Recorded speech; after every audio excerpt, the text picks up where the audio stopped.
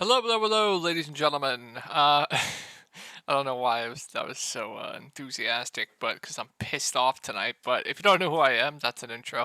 My name is Shook. I make videos for NBA, make videos for NFL. All these videos they get posted on this subreddit right here. It's called DF Sports with one S. I make updates with all the news that comes out throughout the day. Anything you need, you can ask me questions about the slate. People talk strategy here. Really great place to be.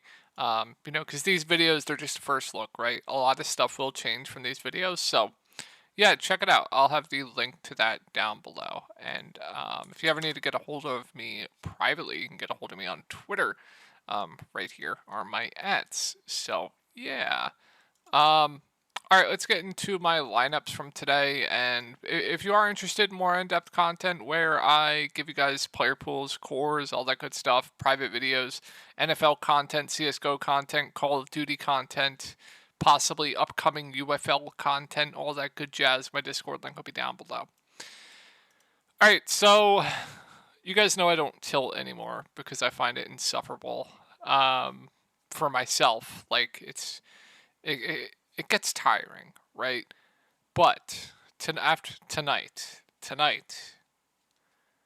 skip ahead if you don't want to hear this. Skip ahead, and also put some headphones on because I'm about to curse probably.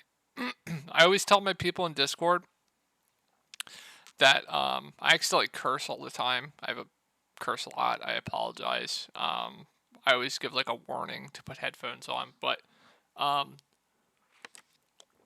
just unbelievable stuff. Unbelievable stuff. So every contest filled tonight. Every single contest filled, so I couldn't get in my single entries. I had to run a train in the main GPP, which is like terrible ROI in this contest. So I couldn't even get my main stuff in. I ran like one, two. This is what $20 entry. So what 24, so I only got like $120 in. If my math's correct. Um, yeah, as you can see, going into the late games, I was looking phenomenal. Absolutely phenomenal. I had Sengun who smashed. Only 38% owned. I had Thompson who smashed. I had Jokic who smashed. I had Jalen Green who did good. I had Aaron Holiday who smashed at 26%. So I was looking really good. I couldn't bink. There was no way I could bink. Like, no way. But was looking decent for like a solid return. And yeah, Anthony Davis has the most horrible first half of basketball. Same with LeBron James, just absolute floor halves. Low owned Rui starting just doesn't play much, which I thought could have been a possibility.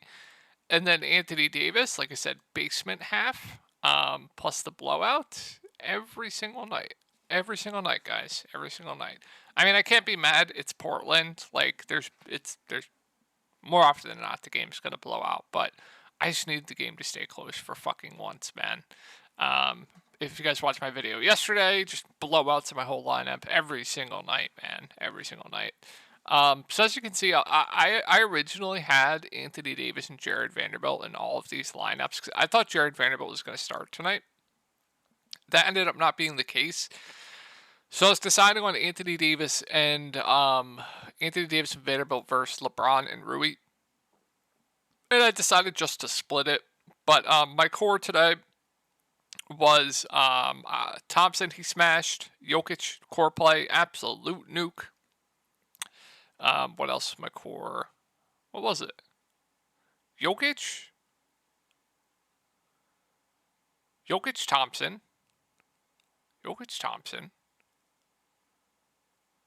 Was it Anthony Davis? Anthony Davis might have been in the core too. It might have been Jokic, Anthony Davis, Thompson, and Cam Whitmore. I think that was my core today. So yeah, good night overall, but could have been a lot better. I'm just so tilted. I just need games to stay close for once, guys. Oh man, that wasn't even tilt. I didn't even go off. Maybe next time. All right, not a good spot here for the San Antonio Spurs. We'll keep an eye on Zach Collins. We'll also keep an eye on Dominic Barlow. If they're both out, you'll probably get like Sandro Mamukelashvili getting the backup five. And with Victor Wembanyama, minutes not being great, he would be in play for value.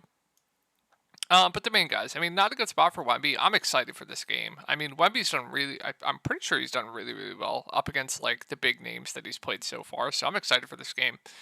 Not a good spot. The minutes aren't great, but if you give him like 27, 28 minutes, he still does have this type of ceiling. So like he's still clearly in play for tournaments. We'll see how he does going up against Joel Embiid, though. I'm super excited for this.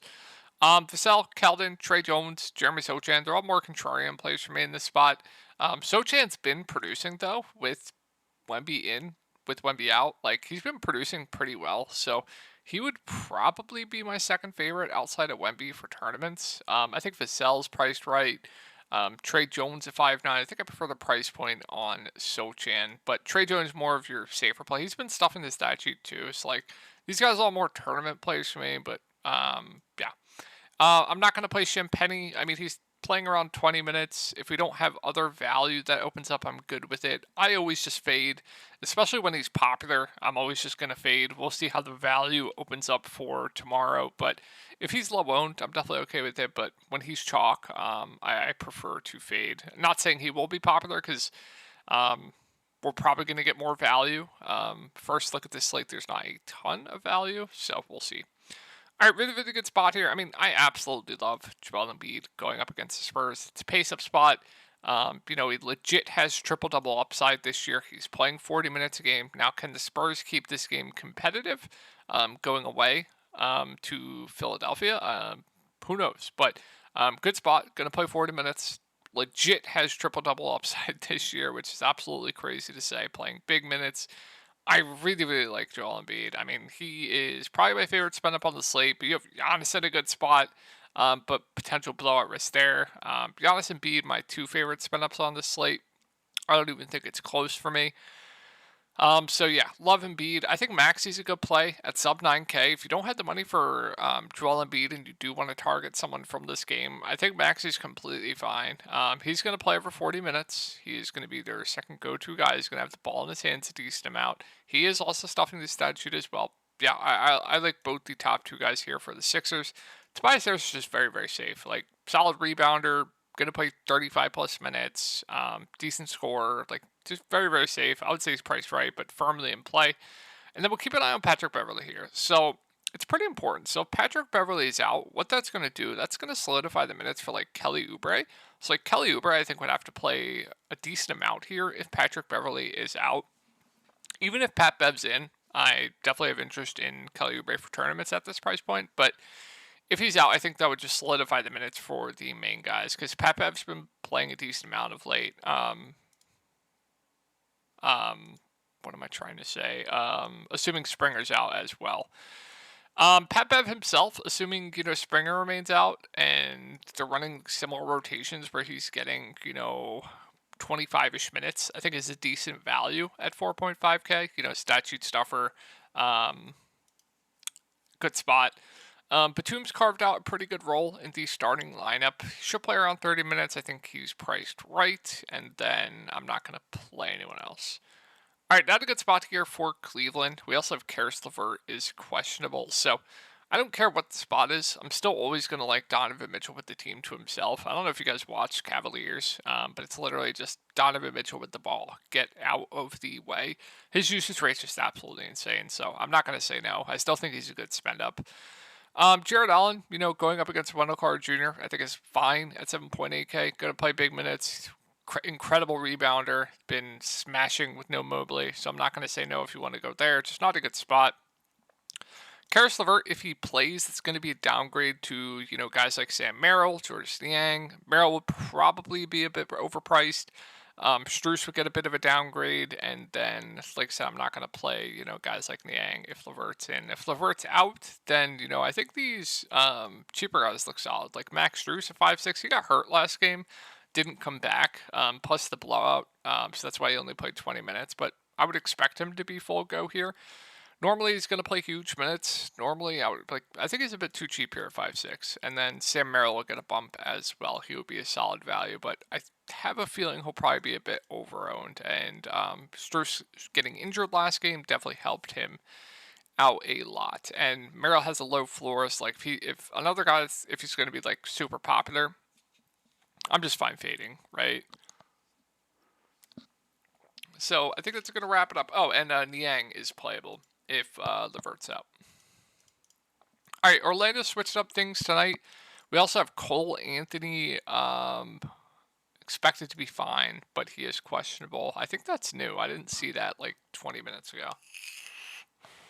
And we also have Gary Harris questionable, so that's important as well. I would expect him to remain out. So assuming, Gary Harris remains out, they go with that same starting lineup of, what was it, Markel Fultz, Jalen Suggs, Wendell Jr., Franz, and Paolo Banchero.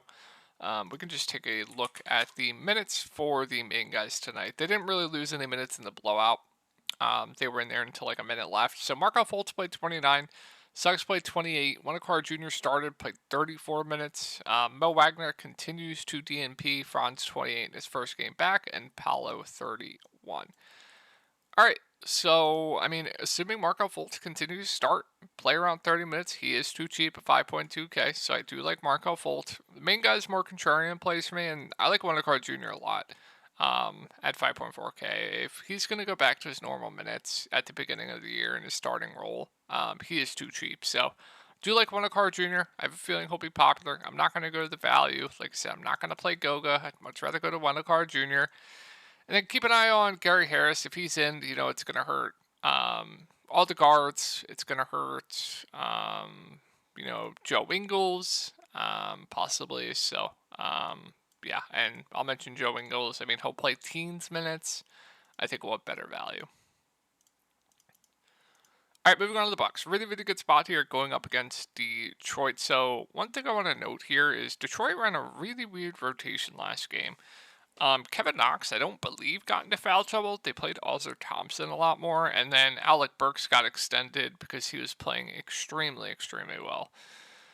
So, looking at the top guys here for Milwaukee, I think Giannis looks phenomenal. Him and Embiid, two best spin-ups on the slate, in my opinion. He, another guy that has triple-double upside this year. It's just absolutely insane.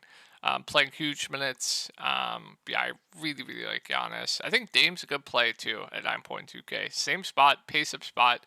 We know he thrives in these types of scenarios. Had a nice double-double last game, but ceiling is insane. So I have interest in Dame for tournaments. I'd much rather get up to Giannis at a similar price point, but I think Dame's fine. Middleton in play, I would say he's priced right now for the minutes he's getting. And then Brook Lopez, 37 minutes last game in this matchup, I think is pretty safe. I would say priced right. Bobby Portis, I would say, is a bit overpriced. And then Malik Beasley, you guys know the drill with him. Like, minutes up in the air, but if he hits his shots, he does have a ceiling. I would say he's also priced right. And they are running a really, really, really weird rotation with the bench guys. Like, we have Crowder back as well, so it's going to hurt everyone. So I don't know if I get to any of these bench guys here from Milwaukee. All right, moving on to Detroit. So we have Isaiah Stewart questionable. We have Cade doubtful. So not a good spot here going up against the Bucks, but Killian Hayes more of a dart for me at 5K. He got benched last game. He's been really, really bad. One of the worst NBA players. Just unbelievable watching this kid. Don't like Killian at 5K. Burks has a ceiling. If he plays well and they close with him again, I wouldn't be shocked if he smashes. I would say he's priced right, though. Bojan, I like these guys' ceilings if they can keep this game competitive. You guys saw how high scoring last game's was. I like these guys' ceilings for tournaments. They're still blowout risk here. Duran's in a tough spot, but we all know these guys have a pretty high ceiling.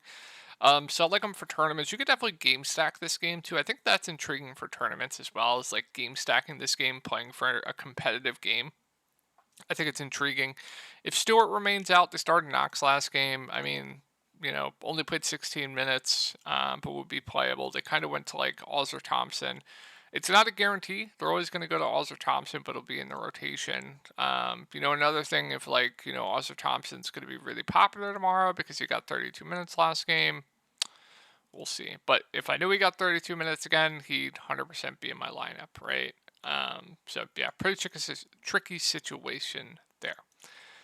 All right, Grizzlies. Not a good spot going up against Toronto, but let's pull up the rotation last game until they got into the blowout. So they went with John Conchar and Santi Aldama in the starting lineup with Xavier Tillman out.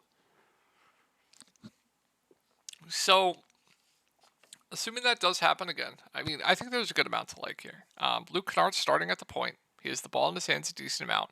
I took his over assists here at 3.5. I absolutely nuked it on sportsbooks, and nobody could hit a shot. But he went for a triple double here. But yeah, I mean, he's gonna have the ball in his hands a decent amount.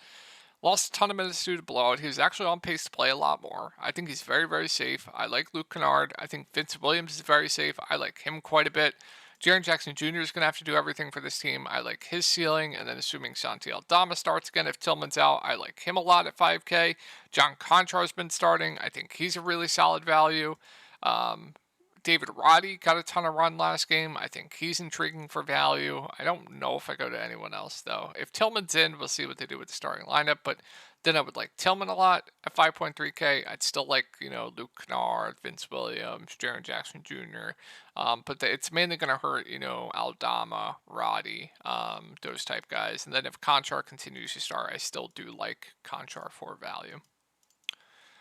Moving on to Toronto. So going up against Memphis here. I mean, Pirtle's still out. Closing lineup last game was going to be a little bit different than the game prior, it looked like. This game they closed small with Bruce Brown. Hard to tell because the game kind of blew out last game, but yeah, Scotty Barnes and Manuel quickly. These two guys are going to lead the way offensively. They're going to play huge minutes, competitive games. So I like his ceiling at 6.8K. Scotty Barnes has had, I was going to say back-to-back really good games, but I guess 4 game here. Emmanuel quickly has had the highest usage rate on this team ever since coming to this team. I don't know if that's changed. I know 2 games ago he's had the highest usage rate. So I think I give the slight edge to Quickly point per dollar. I prefer Quickly to RJ Barrett as well at a similar price point. But listen, all these guys clearly have ceilings. I think they're all firmly in play. Bruce at 5-1. I mean, if he's going to play mid-20s minutes, more of a tournament player for me. And then I think Gary Trent's minutes are pretty secure right now. I have the rotation up. Let's see if I can find it. Yeah, this was last game's rotation. So the game prior, they closed small with Bruce Brown. But in this game, you saw Jonte Porter come in, and RJ Barrett was not in the game. But the game blew out. So I would say Gary Trent is a solid value. Obviously, we know he has a low floor, right? Range of outcomes with his minutes could be up and down as well. Like, they could always change the closing lineup, but I would expect him to get around 30 minutes. Not a ton of value on the slate. He's starting, has a ceiling. So, yeah, I like Gary Trent for value. And then if Porter continues to start, which I would expect him to continue to start, if he can stay out of foul trouble, I would expect, low 20s minutes, which makes him decent. And I think that's going to wrap it up for Toronto. Let's move on to Charlotte. So the big news here is we have to keep an eye on LaMelo Ball, and we got to keep an eye on Nick Richards. So really bad spot going up against Minnesota. So if LaMelo's in, I think, I just have interest in LaMelo for tournaments. I would say Terry Rozier, Miles Bridges, they seem priced right. It's going to hurt guys like Miller, Nick Richards if he's in. It's going to hurt PJ Washington. It's going to probably move Cody Martin back to the bench. If LaMelo's in, there's not too much here that I'm liking. Now, if LaMelo's out, even in a tough spot, I still like Rozier. I still like Miles. They're running a really tight rotation, even with LaMelo in, but with LaMelo out, they're running an even tighter rotation. So even in a bad matchup, would still like Rozier, would still like Bridges at their price points. If Nick Richards is out, you're going to get PJ starting at the 5. Really tough matchup. It's just, can he stay out of foul trouble? If he can stay out of foul trouble, I think he can pay off this price point. It's just he's been in foul trouble back-to-back games, but really tough spot here going up against Embiid, right? So if Richards is out, yeah, I like PJ. If Richards is in, I like Richards, assuming no limit. What's his injury? Just an ankle. I'd expect him to be okay.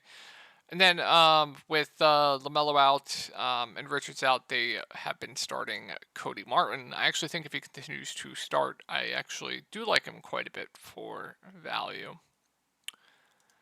So, yeah, like Cody, and then you're going to see some Nick Smith, assuming all these guys are out. We also have... let me just check one thing. Was Bryce McGowan's a DMP last game? I thought he was... Okay, he was a DMP. Cool. Okay. Moving on to Minnesota. Really, really good spot here. Sign me up for 8.4K. Anthony Edwards. He's just way too cheap. Pace up spot. I absolutely love Anthony Edwards going up against Charlotte Hornets. I've been high on him every single slate. I don't understand the price point here. He's like a 9.2 to 9.3K player. So really like Anthony Edwards. I have a feeling he's going to be really, really popular tomorrow, but I think he's a really, really good play. I think Cat's a solid play at 7.7K as well. He should be able to feast here, so I really like Cat. I think Gobert is pretty solid, especially if he's going to be low owned. I've always been high on Gobert pretty much every slate. He's been low owned every slate. It's just a minutes thing. When he's staying out of foul trouble, he's playing close to 40 minutes a game. His price is just not moving as well. Now you have a really, really good spot. Yeah, I really like Gobert for tournaments. Mike Conley, I think, is fine. He's been up, he's been down, but normally, probably will get you like, I don't know, anywhere from like 22 to 25 fantasy points, which is just fine at that price point. And Naz Reid at 4.9K, I mean, if you think anything happens to like Gobert or Karl Anthony Towns, he'll be a guy that does benefit from foul trouble, and he's a really, really good point per minute guy. He's 4.9K. He'll be in the rotation anyway. Probably sees like high teens to around 20 minutes anyway, and if like I said, anything happens to Cat or Gobert, he'll get extended and crushed. Like, I'm always interested in Nas Reid for tournaments, and now it's a good spot. So, yeah, I think Nas is solid. McDaniels, I mean, you guys know the drill with him. He'll play big minutes. He's a good defender. He can rack up defensive stats, but he's not going to do much else. Like, okay rebounder, you know, very, very safe just because he's going to play minutes. Kyle Anderson, he'll see high teens minutes, reasonable. Now that he's down to 3.7K. I think that's going to wrap it up. All right, last set of games here, guys. We'll keep an eye on Drew Holiday, and last time I looked, let me just see if we got anything else.